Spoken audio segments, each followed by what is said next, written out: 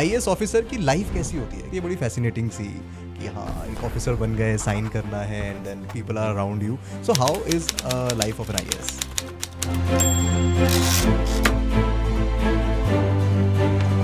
Life तो जैसे और लोगों की होती है वैसी ही होती है. वो लोग भी इंसान ही होते हैं, हम लोगों की तरह ही होते हैं. जी.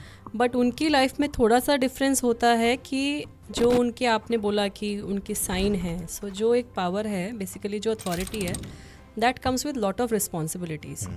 सो as an IAS officer basically आपका जो भी प्रोफाइल रहता है, फॉर एग्जांपल जब शुरुआत के 10-12 साल आप फील्ड में रहते हो, so you are posted in sub division in a district और कलेक्ट्रेट. और फिर जब आपकी हायरार्की में जब आप बड़े हो जाते हो, you become commissioner, secretary, then you are in a department. तो सारे ही मोमेंट्स पे आपकी जो रिस्पॉन्सिबिलिटी है वो हमेशा से रहती है. सो फील्ड में अलग तरीके की जिम्मेवारी है, लॉ एंड ऑर्डर की, रेवेन्यू की, वीवीआईपी प्रोटोकॉल है, इलेक्शंस हैं, implementation of government schemes program है, reaching out to the last mile population, वो आपकी जिम्मेवारी है. और जब आप सेक्रेटेरिएट में मूव करते हो तब आपका पॉलिसी प्लानिंग और इम्प्लीमेंटेशन को सुपरवाइज़ करना, और किस तरीके से हम क्या बेटर ला सकते हैं स्टेट में, सेंटर में. तो उस टाइप का आपका you work as a think tank. So life of an IAS officer is, I mean, you get the material comforts, no doubt, एक बेसिक कंफर्ट्स मिलते हैं, बट उसके साथ साथ में आपकी जिम्मेवारियाँ बहुत हैं.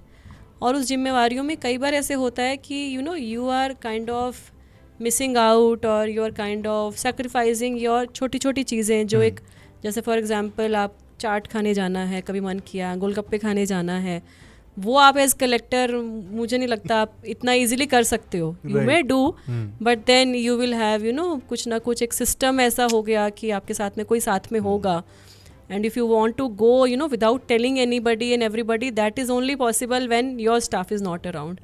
So वो थोड़ा सा है कि लाइफ थोड़ा सा different होती है, but it is also an opportunity which is given to you as an officer to bring changes in the life of the people. And बहुत ही young age में आप field में हो, and then you come to the secretariat later on in your service. So you get that opportunity of working for the people, for the society.